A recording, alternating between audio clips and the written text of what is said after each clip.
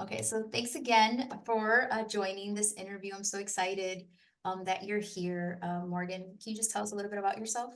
Get ready with me. I'm gonna do a makeup tutorial for y'all. I'm making a pizza because I don't care about bubble guts, and neither should you. Life is short. I ordered Italian sausage with extra onions, mayo, relish, fries. I am turning 26 this upcoming March. I have been on social media for probably about 8 years now. It is my passion. I do a lot of comedy, makeup videos. I do anything you can think of, really. I just film my whole life and put it on social media. So I love everything regarding makeup, comedy, cooking, anything you could think of. What we're talking about today is body positivity, embracing our bodies, but we can't ignore the fact that growing up, we might have received different messages. So I Mhm. wanted to know, for you, growing up, did you receive a message about how a woman's body is supposed to look like? And did you subscribe to that? So growing up, I have a very strict grandpa. A lot of people are familiar with who my grandpa is on social media. Um, he was born and raised here. He was in the military and he was a police officer. He's a very active person. He golfs 4 times a week. And he is almost 80. So he's a very active person. And he did, from my understanding, go to medical school and all of these great things. So as a kid, I definitely understood what being plus size and being overweight was for my health. And he always is a very blunt person. So he's always been very, you need to lose that weight, or as a very father, and maybe it's a South thing, a guy, or I mean, maybe everywhere, but maybe as a Southern thing to do, they'll grab like your little fat roll and they'll say, like, oh, what are you going to do about that type of thing? Mhm. But I grew up around that from my grandpa, and my grandpa is a tough love person. So I have been able to appreciate and understand where he is coming from, because at the bottom, he just wants me to know that he loves me and wants me to take care of myself because it's my health. So as a child, I definitely went through things like that with my grandpa, but it never was a negative or terrible feeling to hear it from him. He said it out of love, and he still says it out of love to this day. So I'm comfortable with it. I'm very familiar. I look in the mirror every day at myself. I carry this weight myself. So this is something that I have appreciated as a child to him, for always bringing it to my attention, because it is a fact and it's health. It's nothing to argue about. Like, the facts are the facts type of thing. So as a child, I definitely went through a few things, but I turned them into positive. How would you say, because you have such a bubbly personality and is so friendly and fun, has did your weight have anything to do with that? Do you feel like it in any way, shape, or form affected your Absolutely. personality? Absolutely. I think one thing about me is, I've seen sayings where they say, like, oh, like, people make fun of themselves before they can even really introduce themselves, because they try to break that barrier of getting made fun of. So they try to do it beforehand. For me, I'm just so open to who I am that I can make a joke. Like, if I see a chair that looks thin and it does not look like what I call big girl friendly, I say it out loud. I'm like, hey, is this chair big girl friendly? Or if I'm going on a roller coaster, I'm like, is this roller coaster big girl friendly? Because it's the facts. Like, am I going to get on this roller coaster and will it strap? You know what I'm saying? Will it? Because first off, you're not going to see me on the news flying out of one. Okay, that's number one. So I'm going to ask those questions, but that's because I am prepared mentally for if it's not, because I choose how I live. So I choose to eat what I eat. I choose if I work out. I choose if I do anything for my diet. I choose my health. As a young adult and a young kid, humor is all I had. So I was the funny person in school. I was a very popular person. It didn't have to do with my weight, I would say. I just am a very outgoing, bubbly, funny person. And whether I'm fat or I'm skinny, you can't deny when I'm making you laugh. So I definitely think humor had a big impact on me. But I definitely think I used my humor and weight to kind of introduce people to who I am, type of thing. So, Mhm.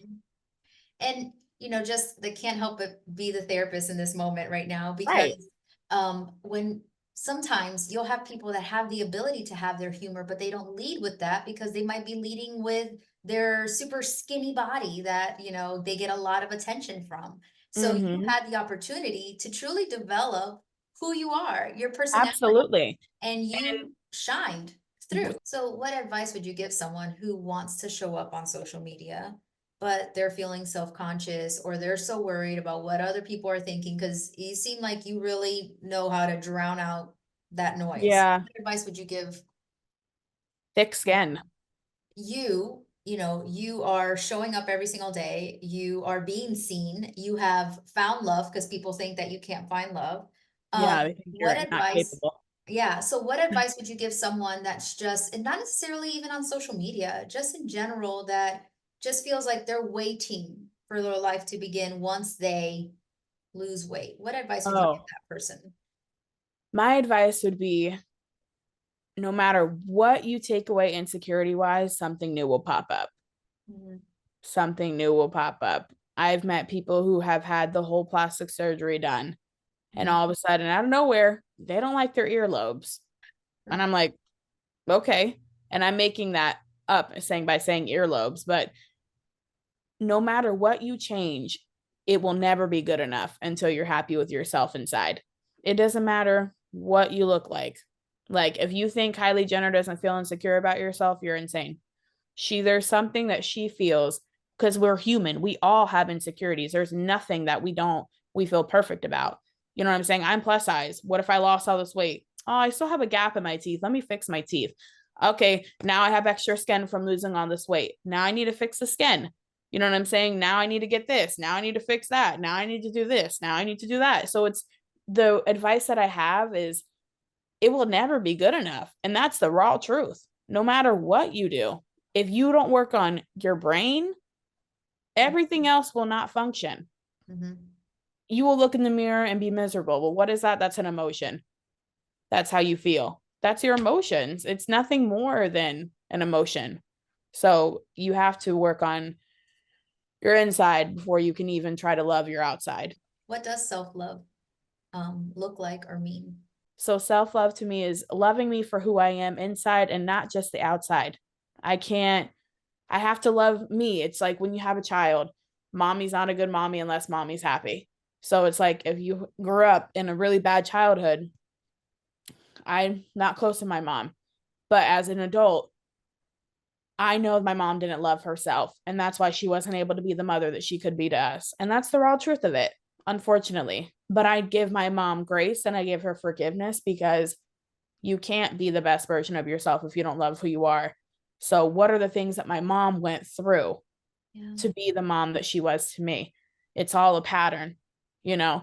Yeah. So, self love is loving who you are inside and being able to fix the things that you struggle with and you deal with. And how you think is how you'll feel. So, if I think negatively, of course, I'm not going to love myself, but I'm more than my weight. So, I love who I am. You have to be okay with you because when you do have children, when you do walk in this world, they're going to feel those effects of what you haven't dealt with.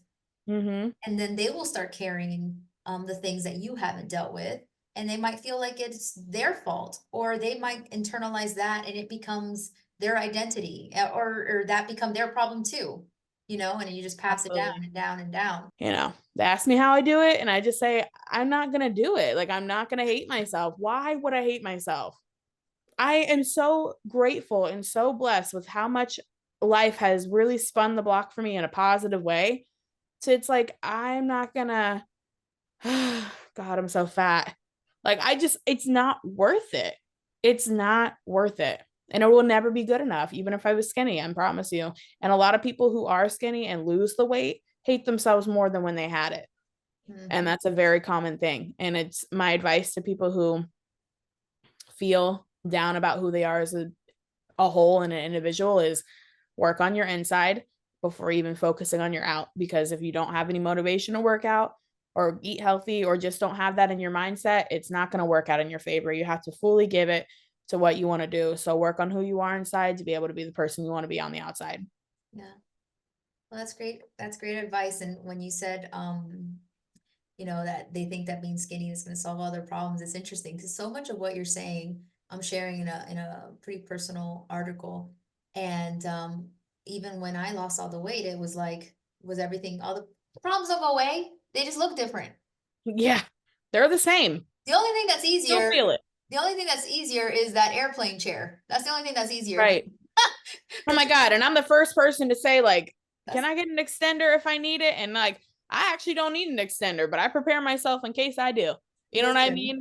It's preparing yourself for the worst. It's a way of defending yourself. So I completely agree with you. And I think that, it's just a layer. It's just one layer is ripped off, and then there's another layer you want to rip off. Yeah. I deal with it. I deal with more insecurity with my life career wise than I do on my outside. I will make however much I make, but it's never good enough for me because it's all success to me. I want to be anything but the people that I don't want to be, if that makes sense without going into detail. So it's like, Exactly. it's a layer. Okay, I made this much. Now I want to make this much. Made that much. Now I want to make this much. I did this. Now I want to do that. So it's all, but that's something I need to work on. You know what I'm saying? Because when is it enough? When are you content? You cannot like take the horse to the water, make him drink. You can't do it. So it's like for mental health, it's the same thing. I can say all this advice to you and all these things, but the only person who's going to listen is you, and your advice is the only one you're going to take. You're the one who's going to come to the understanding of what is best for you and how you lead and how you prosper in life. So you have to listen to yourself and really get to know who you are in order to be able to be the person you want to be. That's good stuff right there. Period. Period. You left Clip everything at that. I'm home. like this. Make a clip of that one. Period. Period. I'm with Period. you on that one. Well, thank you so much.